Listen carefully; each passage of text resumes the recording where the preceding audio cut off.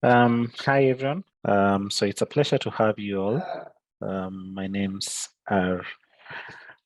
Henry Lagat. I am the Generation Africa group lead, and it's a pleasure to have you today here. So for the people who are here for the first time, Generation Africa Members Group is a town hall where different organizations come together to ensure that we continue to share the knowledge that we have, the information that we have, so that we improve the delivery of our interventions as we try to strengthen the ecosystem, supporting young agripreneurs. So I'd like to begin with a story before I introduce Dixon to give his opening remarks. So there's this gentleman who was doing his rounds in some rural part of Africa. So he went, while he was doing his rounds, he realized that one of the villages he was passing through, the women had to travel like 2 to 3 kilometers to fetch water. So this was, it's something that bothered him, and he decided to do something about it. So he decided, we need an intervention here, so let's do a well, at least, within the village. So he did, his resource mobilization. They came up with a project, dug the well, and once the water was ready, he expected the women to, come and fetch water from this well. But what happened? The woman would just pass by this well and walk 2 kilometers away to fetch water and come back. So he didn't know what he did wrong. So on asking the people, he was told that, the women in this village do not have time to socialize, It's either you're in the house or you're fetching water. So for them, going to fetch water was not about, having to go through difficulty, but it was, an opportunity for them to socialize and be able to mingle with each other. And that begs the question then, when you're coming up with interventions, how do you know they are relevant and they're solving the right problems and not what you perceive? And that's why we are here today. So Generation Africa Members Group has always been trying to, come up with solutions for the youth. We've been getting it right, I hope so. But, it's a moment for us to step back and listen for the youth. And that's why, we decided to have this special event for the youth speak so that they tell us, what's working for them, what's not working for them. So without further ado, I'd like to introduce Dixon to say a few words and then we'll proceed. Dixon. Thanks, Henry, and what a story. I think you've nailed it. You've explained a lot by just giving a short story, and everybody has gotten the message about this members group call. So welcome everybody on the members group call. My name is Dixon Naftali. I'm the head of Generation Africa, and Henry is the one running with this members group call. Of course, we have the other members of the secretariat here, and we have our go-getters here. And this time we want our go-getters to give us the story and tell us why we need, if they're going to consume water from the dam, if we have it. And I think this year it's going to be a continued journey because we are looking at programming that is well targeted to the areas of need of the youth who are running the businesses. And so there's no better time to do this targeted listening of their journeys and looking at the areas of support than now, because we have seen some effects have come in, some hindrances. COVID-19 was one of those. Right now, the Russian invasion into Uruguay is definitely going to affect the food supply somehow. And so I think this is really the right time to listen to our Africa's best, the SMEs who are running businesses, and tell us how we can intervene better. And then also listen to the members who are here from different organizations to tell us what areas they think they can plug in. And so without further ado, I'll hand back to Henry so that we continue with the program. Thank you. Thank you so much, Dixon. So at this point, I would like to hand over the baton to our host for today, Nomaliso. Will introduce herself, tell her what she does, and then lead the discussion and tell us the format which we're going to do the presentations today, and also introduce the strong lineup of the African youth that we have today in the room. So Nomaliso, take it away. Welcome. Okay. Thank you very much, Henry. Good afternoon, ladies and gentlemen. I hope you can all hear me. As Henry said, my name is Nomaliso Msasiwa. I am the Managing Director of Fresh in a Box, an e-commerce platform that delivers fresh fruit and vegetables throughout the whole capital of Zimbabwe and the other minor cities. We are currently working with 2,855 smallholder farmers in our network to try and have consistent production and quality production of goods that we actually deliver to people's homes. I am a mom, I'm a stepmom, I'm a wife, and I'm a farmer. That's typically what would describe me. And I am one of the privileged agripreneurs to have won and gotten assistance from the Generation Africa Secretariat through the Pitch AgriHack competition of 2021. It has made a whole lot of difference to our business ever since getting that kind of assistance.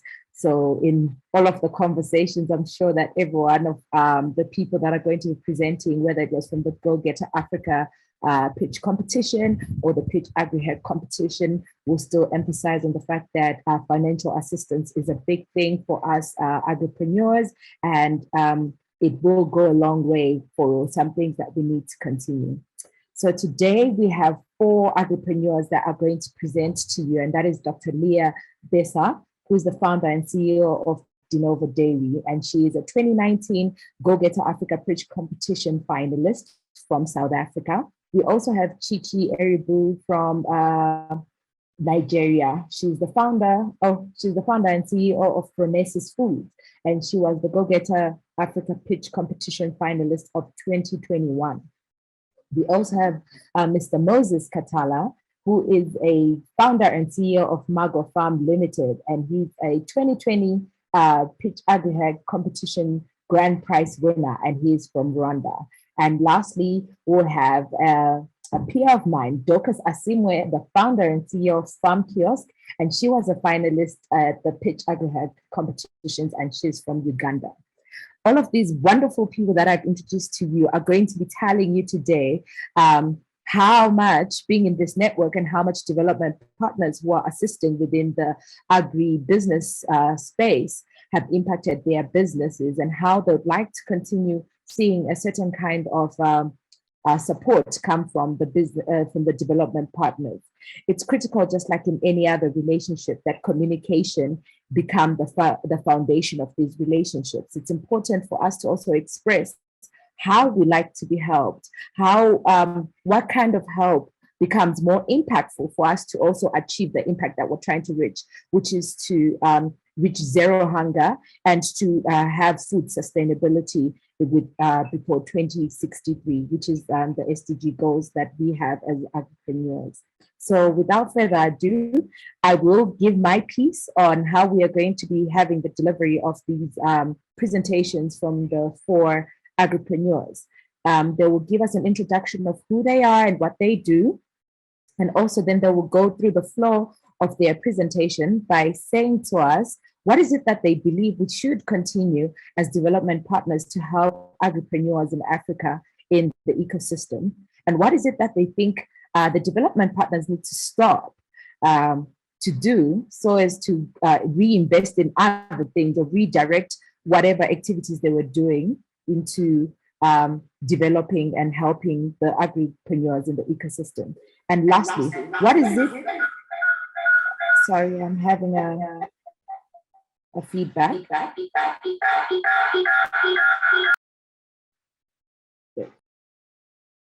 Okay, can you hear me? My apologies for that. I was having a feedback on my end. Can anybody signal me to hearing me, please? We can hear you, Nomaliso. Please proceed. Okay, thank you very much. And lastly, they will tell us what they believe is important for our development partners to start doing so as to be able to have or help reach the impact that I mentioned before. So from my end, what I would say is important for the development partners to continue is the accelerator programs that have been designed to help the entrepreneurs that have already been connected to the networks, such as the Generation Africa network, for us to be able to have a continuous process. Kaizen is very important. Continuous learning process is important for entrepreneurs. What I would say stop is event-focused programs that only are in an event that is 2 or 1 hour long and then it is done. It is important for us to have, like I said, continuous process learning. And lastly, what I'd say start is to have incubation programs that allow entrepreneurs to position themselves correctly so that they can access the funding, which is going to be, I believe, a big issue in conversation today. So incubation programs help so that even when you get into accelerator programs, you have covered the basis of what an entrepreneur needs to do, and it's no longer a gambling game of partaking in these events. So for now, I will ask Ms. Leah to come up and give us her presentation. Awesome. Thanks so much for having me here today. I'm Leah Bessa, and I'm the CSO and co-founder of De Novo Dairy, which is a new age dairy based in Cape Town, South Africa. And we're basically on a mission to create nature identical, sustainable, and most importantly, healthy dairy proteins for human nutrition. So as our name suggests, we want to introduce these proteins from the beginning, which is why we're focusing initially on producing these proteins for infant nutrition. And we're working with quite a cool technology called precision fermentation, which allows us to create these important immune regulating proteins to ensure that infants get that correct nutrition from day one. And there's just a bit of background on the technology. Precision fermentation is basically a technology that allows us to program yeast to produce specific proteins. So basically, instead of using yeast to produce alcohol or carbon dioxide, like you might be more familiar with, we basically modify our yeast to make nature identical dairy proteins. So we're able to do this without any cows, making our process more efficient and friendly to both the climate and environment. So this is just really a very new and novel way of farming in a sense. So my journey as an entrepreneur began during my PhD, where I co-founded Gourmet Grub, where we created a dairy alternative using sustainably farmed insects. And this is where my journey with GoGettaz actually started, where I was a finalist in 2019 for the GoGettaz Prize. It was a pretty wild journey, and it was through Gourmet Grub I grew as a researcher and an entrepreneur. And I took all of those learnings and co-founded De Novo Dairy with 3 other young, amazing entrepreneurs. Our company is still very new, so our impact is still growing, and we're predominantly venture-backed. So we're the first precision fermentation company in Africa to produce proteins for food specifically. And as we all know, starting a company in Africa does present a host of interesting challenges, such as legislation, infrastructure, and funding being some of the biggest challenges. But I think what's important for us is that it's also a really big, emerging, unsaturated market with a lot of big problems for us to solve. And these are the problems that allow innovators and businesses to sort of create a space for innovation. So as a venture-backed company, I think the only real way to get agri-tech or food tech companies on the map and sort of competing in the global landscape is to really put a lot of funding behind it, because time is a very important factor. So I've sort of looked at the US style of funding companies, and that's sort of where I think Africa has a lot to learn. So I've sort of broken down my 3 points using, America's investing way to sort of see how we can do it better. So in terms of continuing interventions, I think what we do really well is we have a lot of government support in a lot of African countries, but I do think that it needs a lot of improvements in terms of, improving timing, sort of really understanding the urgency of starting a company and also the size of funding. And this also links a little bit to activating more risk capital. So there is some risk capital in Africa, but it really isn't a lot. So these small checks, they might kickstart a company, but they don't really kickstart disruptive innovations in the agri-tech space. So, and that's really where you can have a lot of growth and impact. So I think that's really important. I think one thing that we're doing really well at the moment is supporting women in agriculture. And I think that's important because there's a lot of great innovations that lie in the hands of women in agriculture. And then I think also something that I've noticed that we are doing is we have interaction with corporate partners. So there are things like Plug and Play. I think they're based predominantly in Morocco, but it really allows companies to engage with big corporates, and it gives them a good understanding of markets and allows them to solve real problems for the industry. And it also allows us to get LOIs, which increases our chance of getting funding. So I think those are things that we're doing quite well and we can keep improving on. I think things that we need to stop is incubators that don't give you any money and take equity. I think this is more detrimental to companies because at the end of the day, it doesn't matter how much advice and support you get, you can't really start a company without money. And I think that's a really important thing that you need to go hand in hand.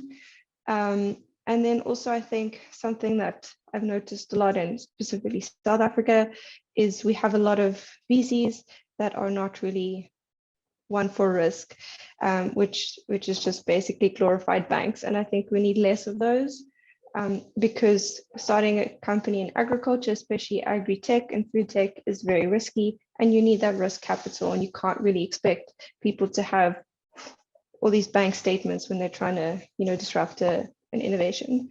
And then lastly, just on things where I think there's gaps and opportunities for new interventions is I think we can really start looking at more international exposure and funding. I think it's important to start bringing capital into Africa from overseas. I think that will really accelerate innovation. And that's very important for us to actually compete on a global scale. And then also creating more supportive regulatory frameworks for emerging technologies. This really improves on time to get to market and really will create a supportive environment for entrepreneurs to innovate and create within the agri-tech space. Yeah, that's all I have. Happy to send it over to the next go-getters. Thank you very much, Dr. Leah.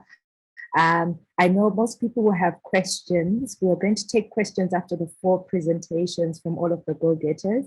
And to the go-getters that are presenting, please kindly check the chat box. I will be sending you a signal for your time. Should you go overboard time, I think you have 8 minutes to make your presentation. Up next is going to be Chichi. Please take the floor, Chichi. Hi, everyone. It is my utmost pleasure to be making this presentation and to be sharing today. My name is Chichi Yobu, and I am the founder and CEO of Renesis Foods Nigeria Limited. My company basically shines light on local food products that literally going into extinct. And what we're doing in that regard is make them accessible, create multiple food product lines from them, while directly structuring modular plants in the communities from where these products are wasting away, and then directly employing the women and youth in those communities to work in each of those plants. It was an opportunity for us in 2020. We were GoGettaz Top 21 finalists. And then in 2021, we moved up to top 14. It was an interesting experience. It was drilling. I had opportunity to learn quite a lot, especially with respect to all the processes, the judging processes, what were prepared for the final pitches. It also was an opportunity for me to get to directly identify some of our stories that we are not telling or that we're not telling enough, and be able to tell them well enough. Quite importantly, with respect to what interventions are relevant and need more investment, in my experience running Furnaces Foods, one thing I have noticed, even with platforms like Generation Africa and some of the accelerator programs that I have been on board with respect to agri-food businesses, what I have seen is that it seems that there is more attention being given to tech-related food businesses, which makes those of the other ones who are not entirely tech or have just very less percentage of tech to be missing out on some of these interventions or opportunities. The accelerator programs are quite interesting, full of knowledge and the rest of them, but the truth is we also need money to develop these new food product lines. Take, for instance, when we developed one of the new food product lines called Okwa Poundo from an existing raw material, it took us at least about 2 years to ensure that the market needed what we were producing. That's one. It was in the process of researching other food products that we could merge to develop this new one that I discovered that a particular food product, which we were feeding my father who had diabetes, was not a food product for someone who had diabetes. So it dawned on me that there was a whole lot more we could do. Yes, there is AgTech. Yes, there is all of that inside the tech with respect to food. But you see, tech is only an enabler, and I don't think we understand that tech is an enabler. We look at tech as the main thing, and that becomes a challenge for those who has little or very tech to existing in their business. So I really think that we should look into that. Also, with respect to what interventions are oversaturated, with reduce, would also make reference to my business. I wouldn't say that product development is oversaturated, but I am saying that it has very little relevance. You see, we are talking about food sustainability and zeroing out hunger across Africa. We have to understand the fact that every single raw material we need to build sustainable food solutions are already existing within Africa.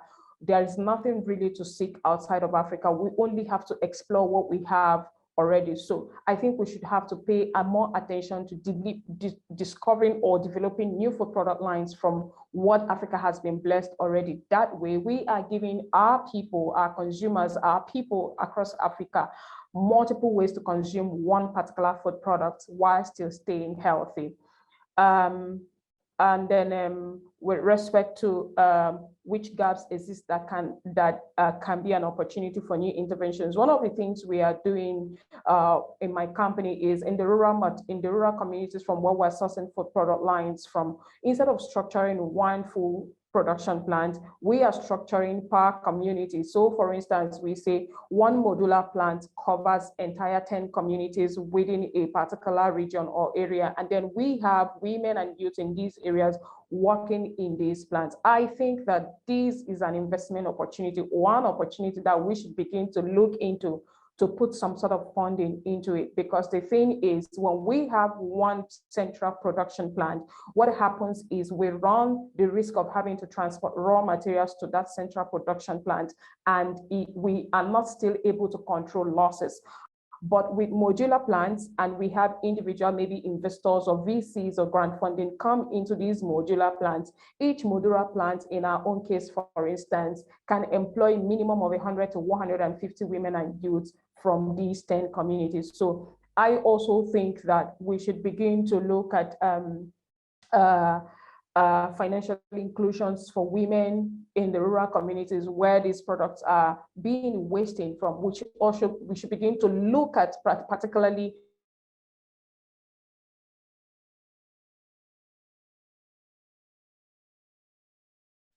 Oh no, I think we're losing Tutu.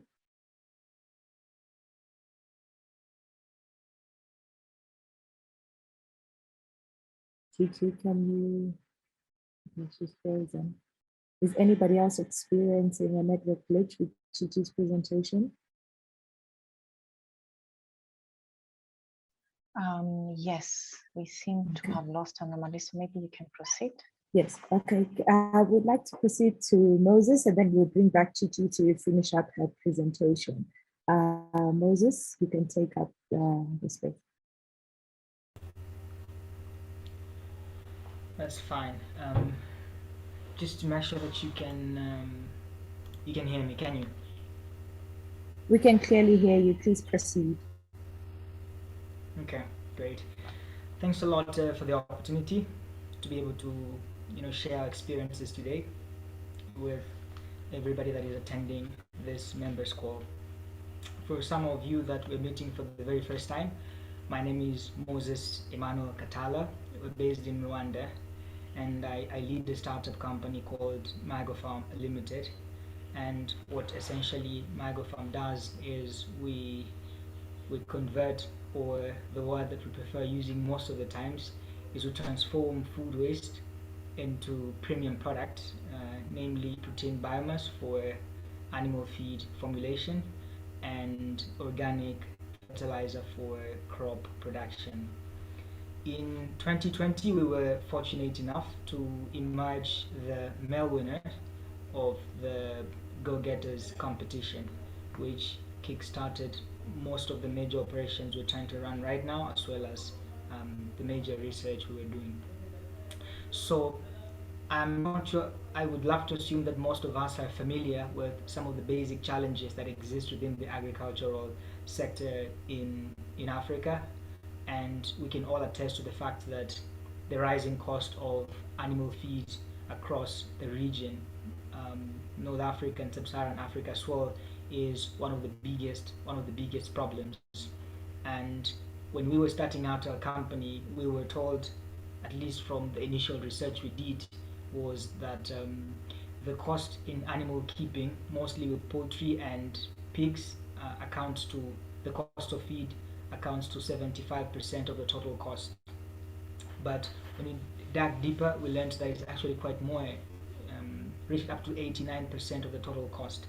Now, in Rwanda, for example, the cost of feed is very volatile. In just a matter of a month, you would find that the price will increase by $10 or even $20 or even more in some instances.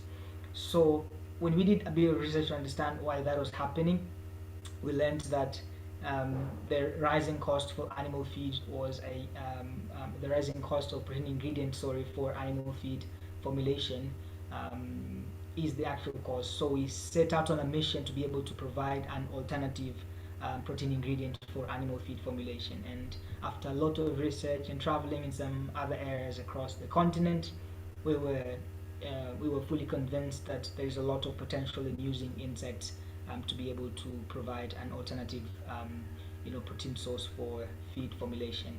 And that's why we started MagoFarm. So our operations could be a bit complex in terms of how you look at it, especially if you are hearing about it for the first time. But what we essentially do is we use food waste, feed it to insect larvae who convert it into biomass and organic fertilizer within their bodies.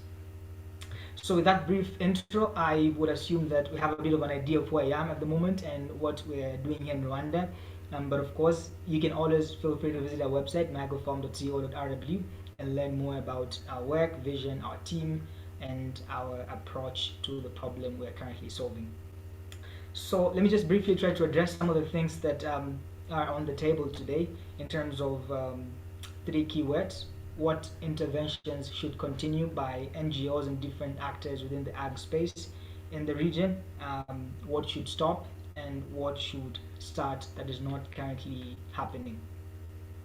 So let me start with what should continue, rather, what is being done out there, which I think is quite impactful, and I think there is a need to continue doing it in the long term and even at a bigger scale. And I think the first thing is grant financing. I'm not going to shy away from this. Currently, grant financing is provided by different NGOs such as Generation Africa. It's done mostly through competitions and different challenges, and some organizations do just a very cold call for proposals. Most of startup founders do not come from rich families. Our fathers are not Aliko Dangotes or Bill Gates, so we pretty much come from a bit of a disadvantage. And I think this grant financing from different NGOs should continue because it provides us with an opportunity to be able to realize our dreams from somewhere. Under normal circumstances, with just an idea or just a bit of a prototype, it's almost impossible without any assets to access such financing from banks, and in some other areas where it's difficult to get access to angel investors, there's a lot of bottlenecks. So I think grant financing is very, very key, and I think definitely everybody would say it should continue, and I would support that motion if I were in a debate. So yeah, I think this should definitely continue. And then the second thing, which is being done by some organizations and I think should also continue, is conducting research and then doing publications. Many SMEs do not have millions of dollars to do research, so we mostly rely on what we can be able to find from secondary sources.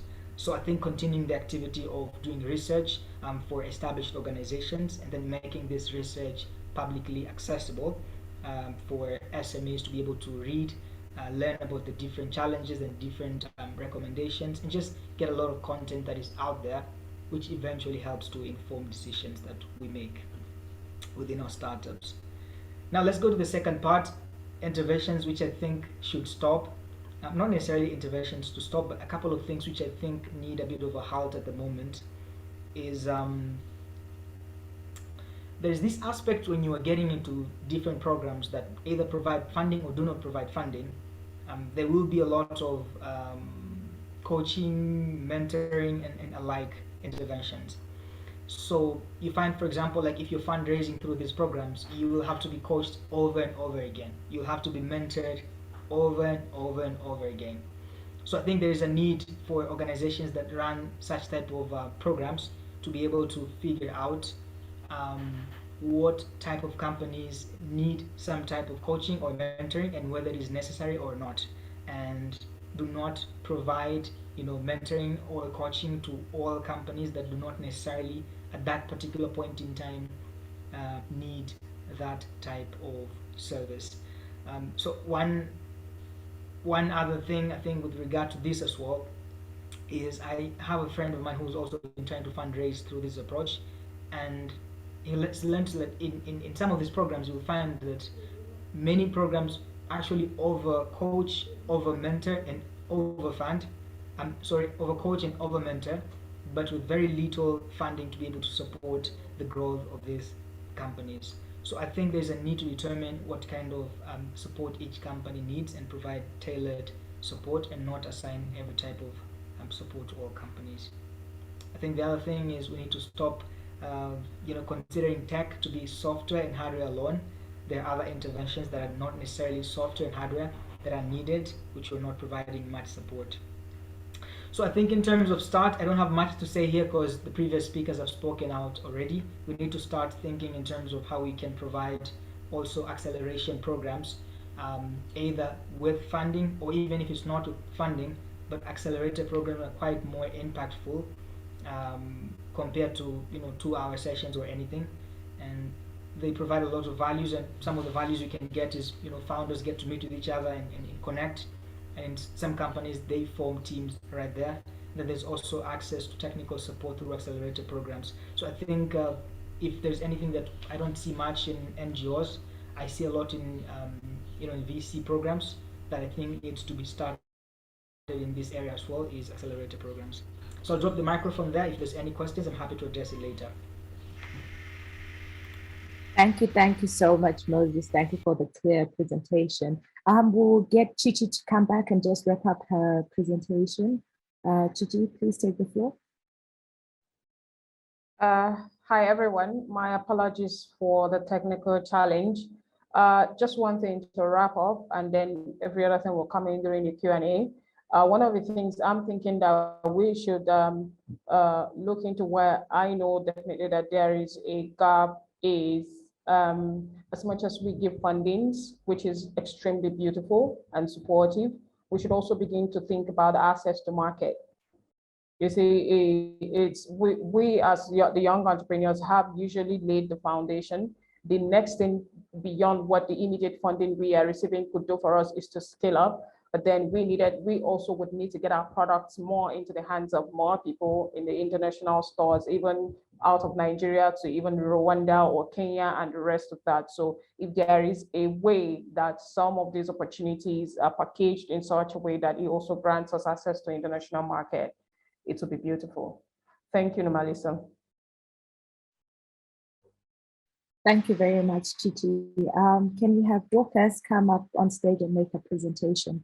Ladies and gentlemen, before Dorcas goes on and makes a presentation, if you have any questions, please put them on the chat box for those that won't want to use the microphone, so that we can then trigger the Q&A session as soon as Dorcas finishes her presentation.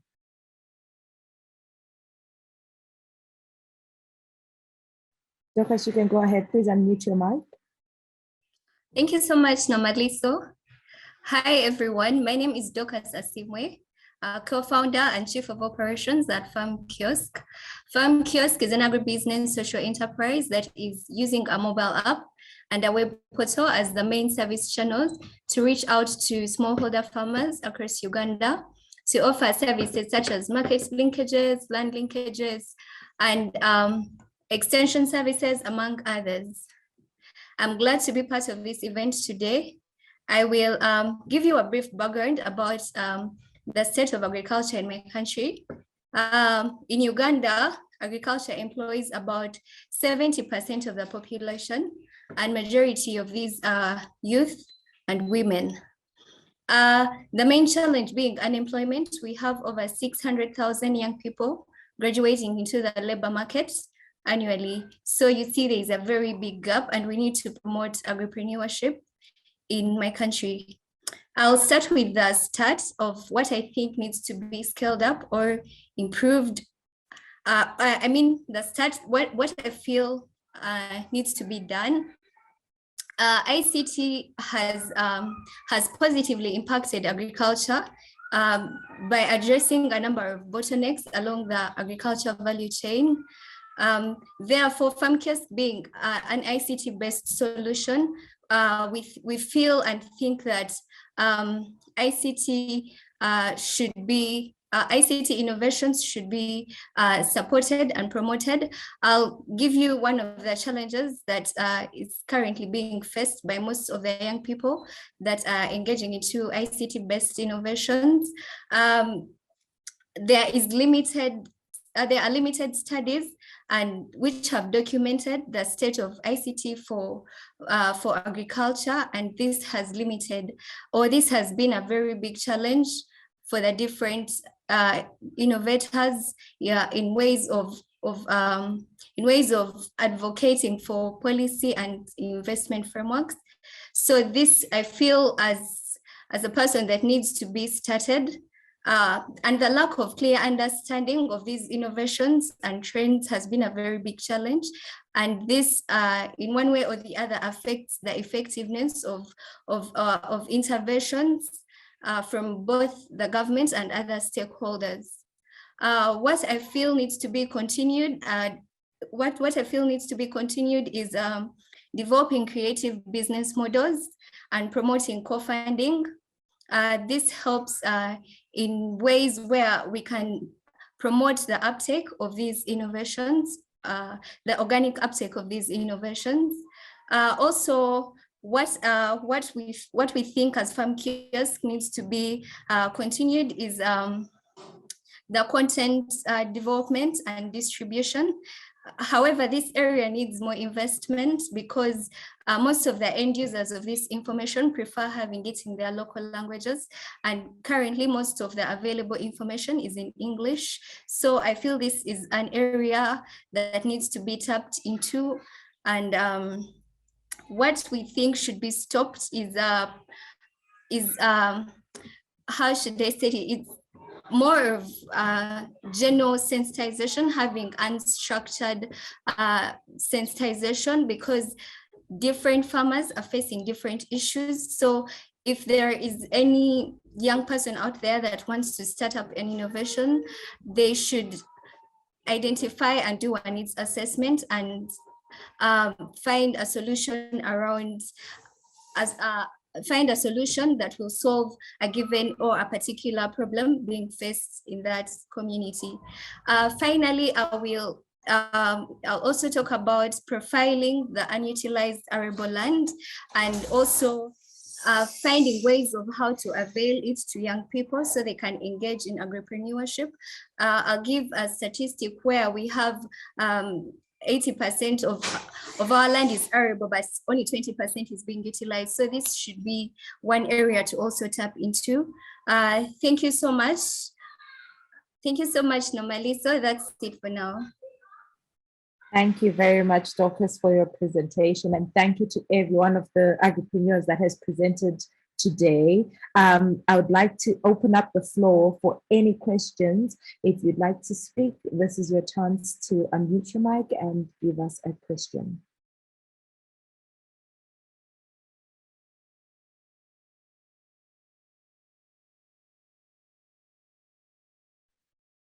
Okay, for now I'm not hearing anything. Jean, would you like to chime in on the conversation that we had just had from the agripreneurs in terms of how do you think SNV can respond to some of the suggestions that my fellow agripreneurs have already raised today in the conversation? And then maybe after Jean, we can have Isaac come up and make his contribution or question.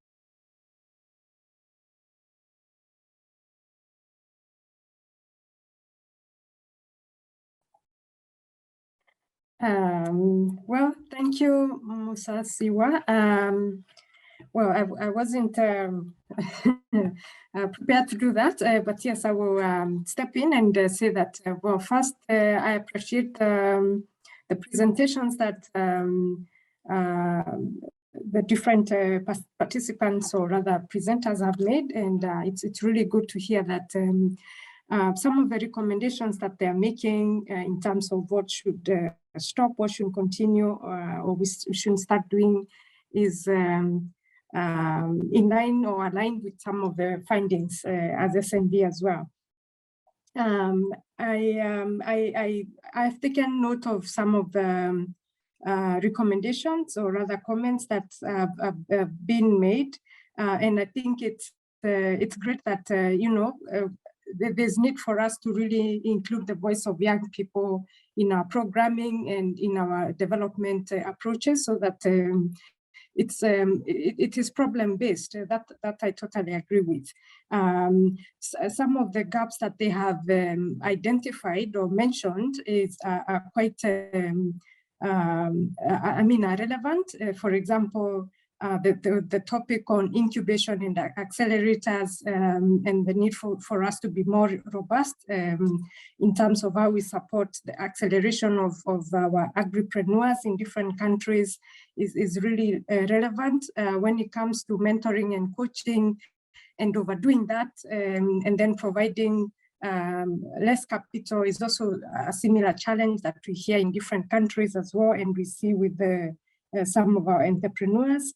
Access to finance and access to markets is also a challenge that is encountered by most of the upcoming entrepreneurs as well. So I think in terms of resonance, in terms of opportunities, in terms of economic development perspectives, it's really important that we come together as implementing partners and go to scale, because a lot of work has been done on youth employment, or is being done not only on youth employment but also in support of the growth of agripreneurs. The question is, how can we support them to grow to the next level? Who else in the market or in the ecosystem can step in and do what they are saying that needs to be done? For example, access to international markets.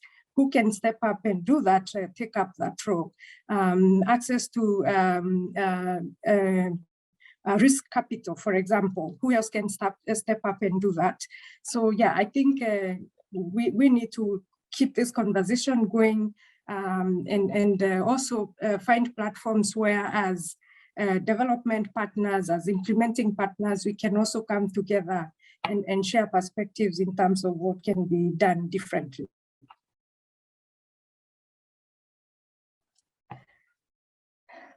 You're muted. Thank you so much, Jean, for that.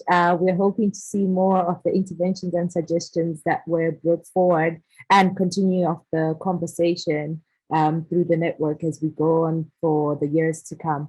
I was hoping that Isaac, he had raised his hand, but I can't see him on the floor anymore. Can I give Neil, I hope I'm pronouncing it properly, Neil Herman? Hello. Yes. Oh, Isaac, sorry, Isaac is here. Let's give a chance to Isaac and then we can pick it up to you next time. Yes, Isaac.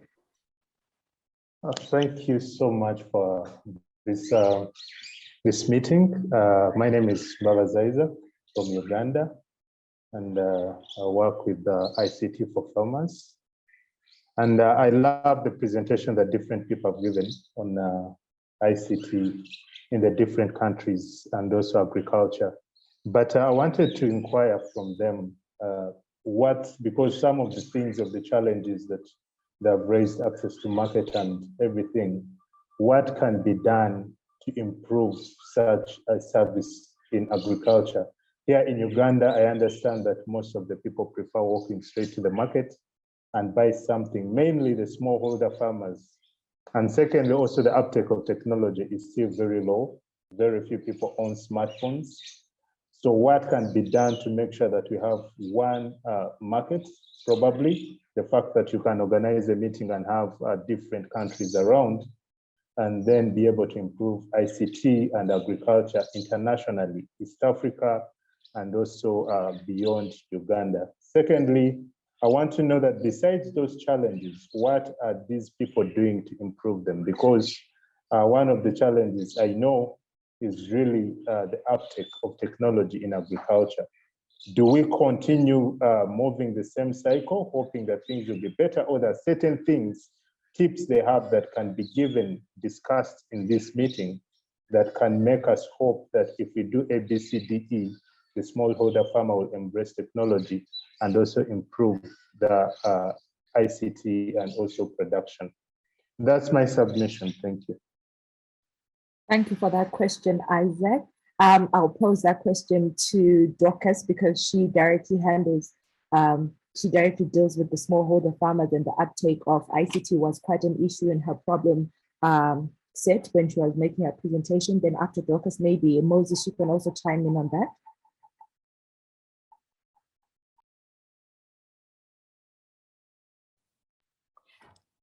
Thank you so much. Thank you so much, Isaac, for that question. Most of these ICT-based solutions that are coming up and why they are not being taken up by smallholder farmers, they are known, most of them are in English language, and most of the people, the end users of these ICT-based solutions prefer using them in their local languages. So I'll give an example of what we are doing currently. We are integrating a 12 local language user interface where the farmers can use this application in their preferred local language. This helps them in ways where if they do not read, if they can't read or write, it's easier for them to read in their local language. So I think all other innovators coming up with ICT-based solutions should look at having these ICT-based solutions in the local languages that are preferred by the farmers. And then most of the farmers don't have smartphones, like Isaac said. How about we integrate USSD codes to have these people that don't have smartphones access some of these services? Can they get message alerts? Can they be helped in one way or the other? Can we have call centers running here and there? And finally, those that can't access the online platform, we are integrating one which can be used offline. So this is to encourage people here and those that know other people elsewhere planning to develop ICT-based solution, they can think of ways to solve some of these challenges. Thank you so much. Thank you for that, Moses. I think I can just add up a little bit there, based on our experience on a project we carried out with JICA Rwanda. So JICA is the Japanese International Cooperation Agency. I think it's more like the USAID for Japan. So last year we did embark on a project when COVID hit, they asked us to design a solution in which smallholder farmers, livestock farmers particularly, can be able to access some of the services using their mobile phones. And then we got a bit of a small funding, over 28k USD, to implement that. So during the implementation, we learned that smallholder farmers typically are already used to certain things which they have done for many years, and changing that notion requires quite a lot of time and resources in education. So if you're going to bring a certain SMS that does a particular adds a particular value to them, and it really does add value, you will need a lot of time to educate them on why they should change from what they're doing now to something more better, even if it's more valuable. And you find that usually companies like us, which do not have millions of dollars in funding, do not have that much time and resources to and convert them into a sustainable client. So we just decided not to do that. So smallholder farmers can adapt to these solutions, but it requires quite a lot of time, patience, and capital to be able to make them see the value of ICT solutions and adapt to it in the long term.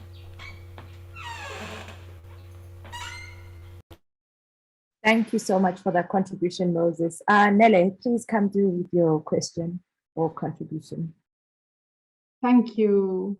Okay, so I'll hope to be brief, because I do not want to take away the time of all these amazing young people here, because you are totally speaking to my heart, honestly.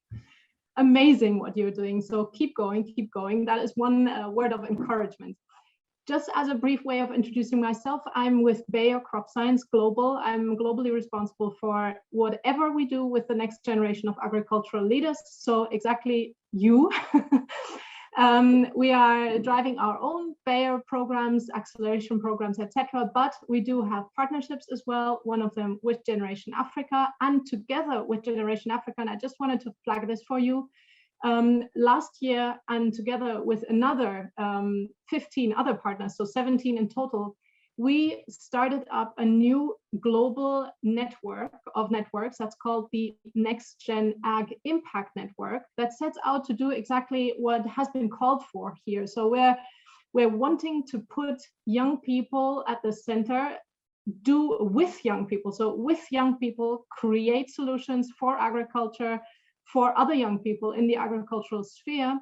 And we need to do that with young people. So young people such as represented by Generation Africa or Youth Alliance for Zero Hunger or others as well are all part of this coalition. And we are now co-creating to hopefully very, very soon bring opportunities to you. So I'm going to put a link in the chat, and I'm just inviting you all to have a look. Please bear in mind, we are still co-creating, and it's 17 very big different organizations, but we are hoping to bring opportunities to you, and we will need your input. We will need your feedback, because otherwise it's what Henry said at the beginning. We need to create relevant solutions, things that tap in with what your needs are, where your needs and demands are. So unless we listen to you, we won't be able to facilitate you with that.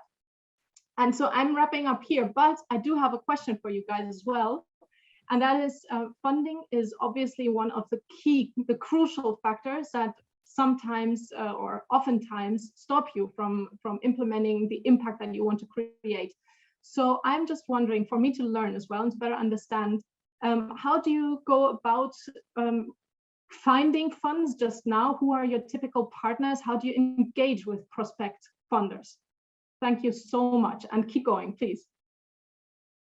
Thank you for that contribution. Chichi, I was hoping you can take this one up for the conversation, but I'm not seeing you on the floor. So Leah, do you want to take up the answer? Oh, there's Chichi. Chichi, the question was, how do you solicit for funds to help you realize the dreams of scaling up your company?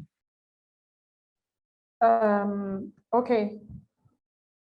For us, majority of the fundings we have raised, as a matter of fact, more than 80% of the outside funding that we have raised has been grant funding.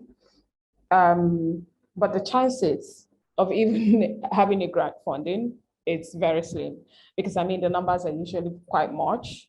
and the fundings are usually never enough. So sometimes what we do is the fact that we sign up on these platforms. Some of them are platforms that are constantly publishing grant opportunities for SMEs or for agribusinesses and the rest of that. And so for every 20 that you sign up for, if you get called up for one, that's a big deal.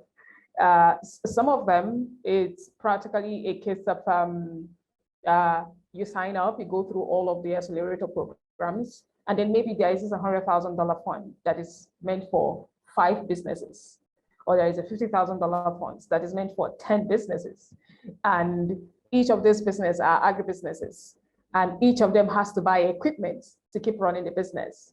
So we have to constantly keep going for grant fundings. And for us, we set a timeline for how many number of years we're going to go for grant funding, whether it's a 100,000 Naira grant or whether it is a 2 million, whether it's a $2,000 fund. So we continue to apply, hoping that someone sees us and it gives us money and it validates what we're building. So we continue to go until we get to a certain point and we felt like, okay, we have done enough grant and we have done enough family and friends and enough of our own bootstrapping.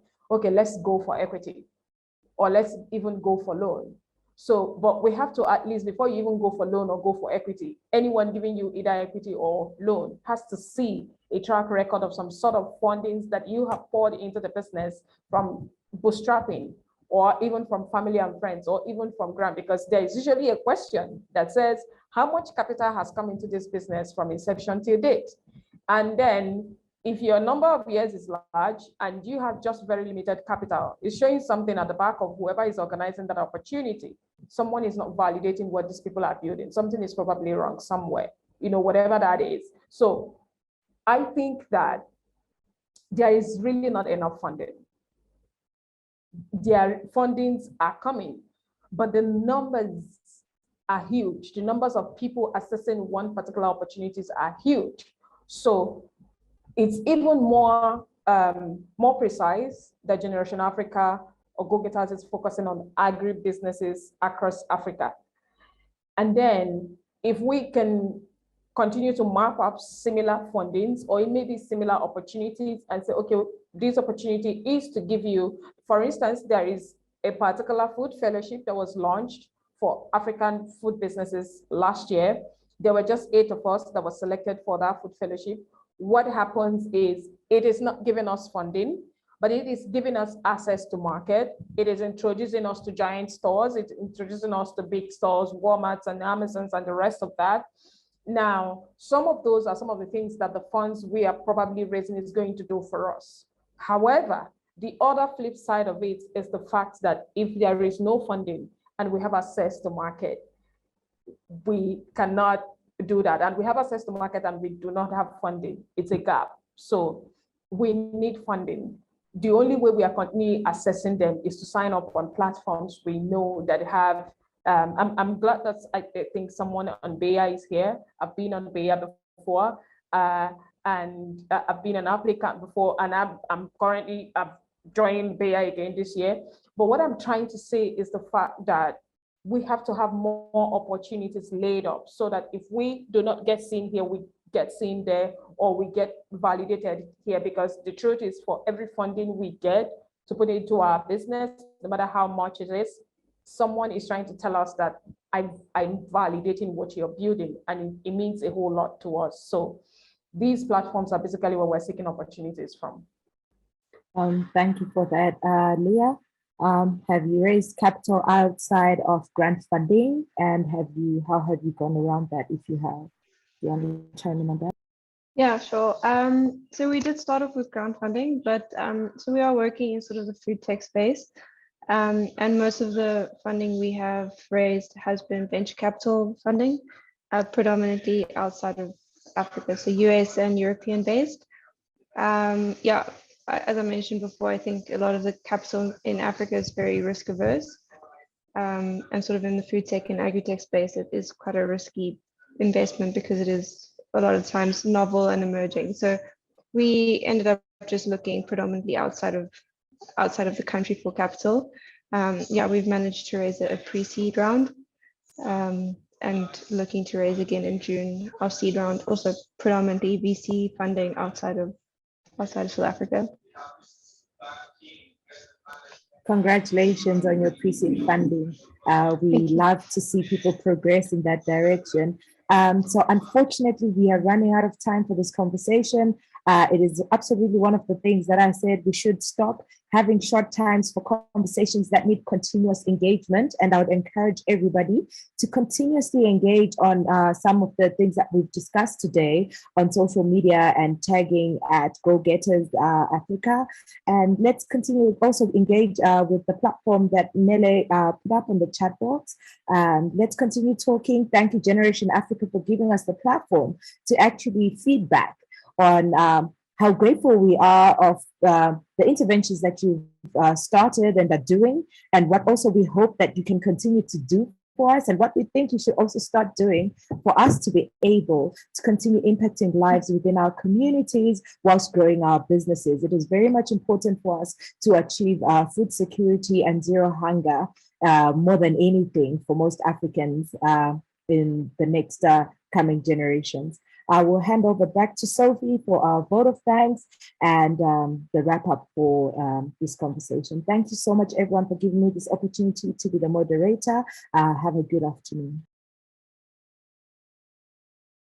All right, thank you so much. That was such an engaging conversation. Thank you, Nomaliso, for moderating that and a very engaging session. Mine is just 2 quick updates.